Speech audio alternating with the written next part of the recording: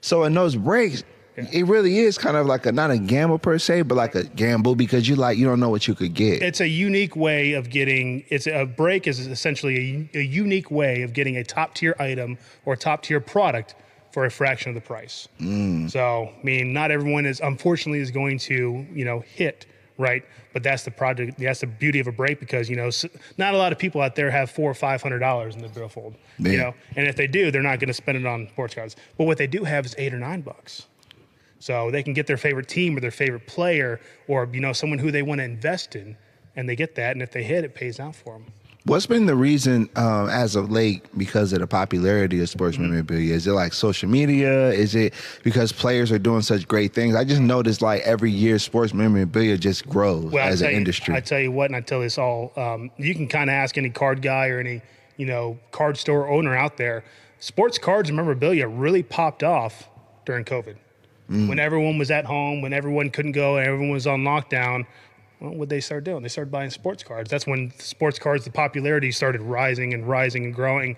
That's when you started getting to see more breaks, more online card shops, more eBay, all that kind of stuff, because people couldn't go out anymore. That's when people started trading with each other online because we couldn't, all that stuff. So really, after 2019, I mean, cards have always been, big, but really boomed after the COVID-19. And they just stayed consistent because people love collecting their own players. People love collecting their favorite teams. And also people love hitting for $8.99 and selling it for $300. I hope this Jordan Walker hits. Right. He's off to a good start. Man, he's off to I'm like watching plays. Zach, you got a question? Is that how you got into it, or were you always just a memorabilia guy? How I got into it. So I played ball.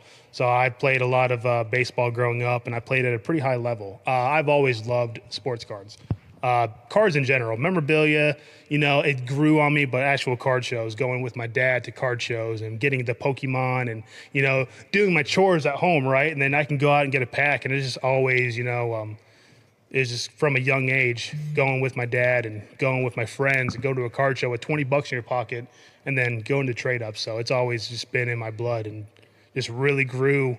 And I love kind of spreading that to younger kids. And there's always that excitement, though, when you go to open a new pack of cards. You're like, always that. I felt that just opening this. I'm like, man. Always, because you don't know what you're going to get. Yeah. You don't know what you're going to get. So it's a pretty cool thing. Yeah. Jeremy, you got a question? That's what I can think of. I was about to ask, do you think I got any money in? Hey, let's see what Jeremy got. Hold on. Let's see.